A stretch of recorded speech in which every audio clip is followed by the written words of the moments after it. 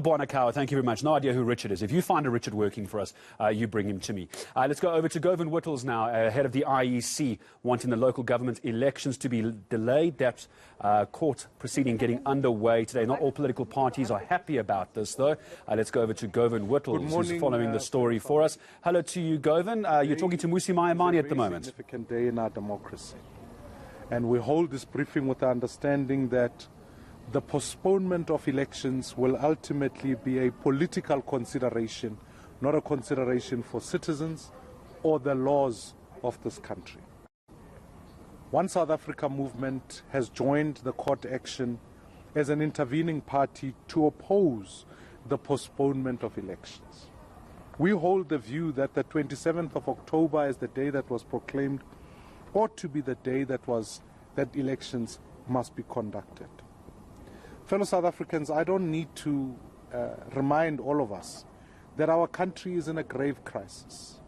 The Auditor General has already reported on how many municipalities are in fact failing, are in a state of crisis. As I speak to you today, there are citizens in our country who are without water, who are without electricity. Some don't even have basic services. It is now common cause that local government has suffered even adversely and worse when it comes to state capture.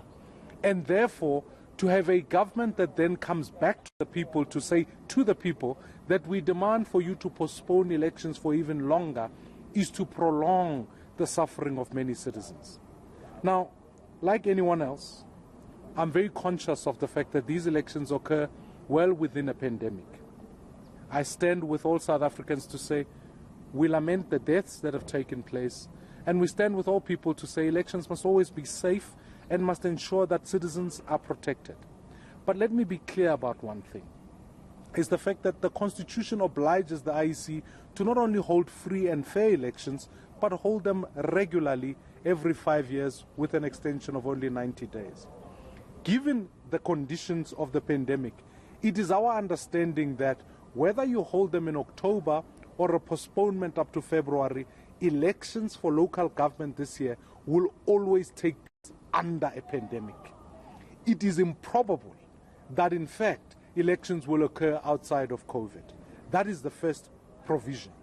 Secondly, it is common cause that as citizens make the appropriate arrangements, our children, our students are going to colleges, they are going to schools as we gather today. Over 12 million citizens have gathered for school today as we speak, and they do so every day. Why is it impossible for the IEC to be able to make similar arrangements that follow health protocols that elections can proceed? Furthermore, we hold the ultimate view that elections can be held over 3 days. They can in fact start on the Monday so as to avoid crowding of citizens, so that proper social distancing can be observed, masks can be worn, citizens can exercise their democratic right over that period.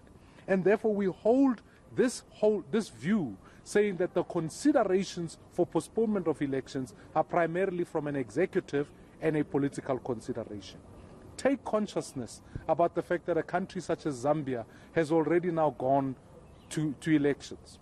These elections were not seen as super spreader events. All right, Mmusi Maimane busy briefing the media at the moment. We're back to Govan Whittles a little bit later here on the South African Morning. Indeed, and this is what